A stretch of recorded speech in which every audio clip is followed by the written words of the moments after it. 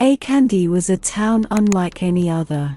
Nestled between lush green hills and golden rivers, it was known for its abundant resources, fertile lands, shimmering gold, and skilled artisans who crafted the finest works. The people of Akande lived in harmony, proud of their heritage and hard work. Among them was Aduni, a striking young woman with deep brown eyes and a spirit of wisdom beyond her years.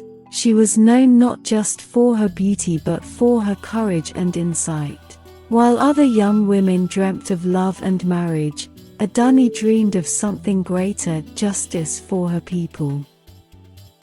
Despite Akande's wealth, the town was slowly falling apart. In the chief's grand hall, a group of elders sat around a massive wooden table, their eyes gleaming with greed as they whispered among themselves. Before them stood foreign traders, draped in extravagant robes, offering golden artifacts and lavish gifts in exchange for Akande's most valuable lands. The chief, once a wise and honorable man, had grown corrupt and hungry for power. He did not see the dangers of their dealings, only the wealth that poured in. But unknown to him, these traders had a sinister plan to strip Akande of its riches and leave its people in ruin.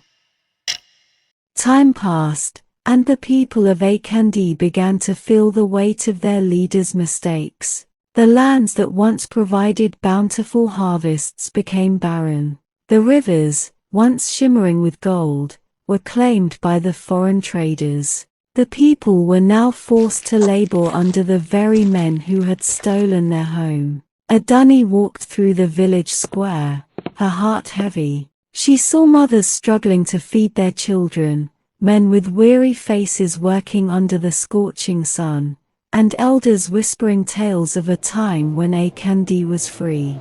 The spirit of the town was breaking. One evening, as Aduni sat beside her father, a respected storyteller, he told her of an ancient prophecy. A child of Akande, pure in heart and strong in faith, shall rise to restore the town's honor. She will stand against oppression and bring the light back to our land. Aduni's breath caught in her throat. The words echoed in her soul, awakening something deep within her. Could she be the one destined to save Akande? She clenched her fists and made a silent vow she would not watch her people suffer any longer. Determined to uncover the full truth, Aduni snuck into the chief's palace late at night, hiding behind heavy curtains as the elders spoke in hushed tones. What she heard made her blood run cold. The chief had unknowingly signed a contract that handed over Akande's lands permanently. There was only one way to overturn it. The people of Akande had to rise and fight back before it was too late. Aduni knew what she had to do. She sought out an old warrior, one of the last remaining fighters in Akande, and begged him to teach her. Night after night, she trained in secret, learning the art of combat, strategy, and leadership. At the same time, she spoke to the town's elders and historians, learning the ways of their ancestors and the power of faith. The people needed more than strength, they needed hope.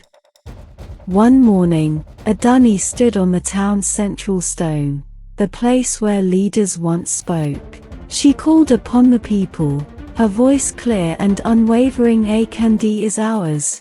We must stand in faith and take it back. Our ancestors fought for this land, and now, it is our turn. Her words sparked a fire in the villagers' hearts. The people of Akande began to rise.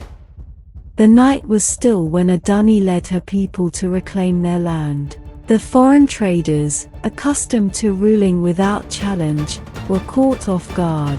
Using their knowledge of the terrain, the villagers set traps and outmaneuvered their oppressors. The enemy forces, confused and overwhelmed, fell one by one. The battle was fierce, but Aduni fought like a lioness, her spirit unbreakable. When the dust settled, The foreign traders had been driven out of Akande.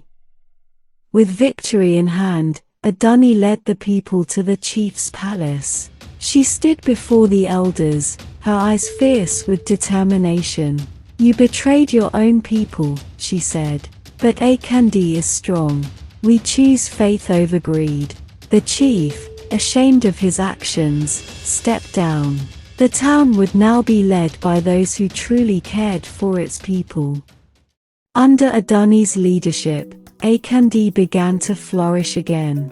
The lands, once barren, bloomed with new life. The rivers, once taken, flowed freely once more. The people no longer lived under fear but under unity and strength. Aduni had not just won back their land, she had restored their honor.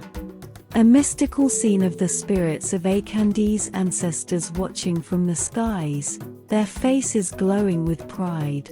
At sunset, Aduni sits alone on a hill, gazing at the town she helped save. A peaceful smile crosses her face, a depiction of the ancient prophecy scroll with glowing symbols, now complete with Aduni's heroic deeds. The people carved a large stone, carving in the middle of the town square, depicting Aduni as the warrior who restored Akande's honor. From that day forward, the people of Akande remembered her as the warrior of faith.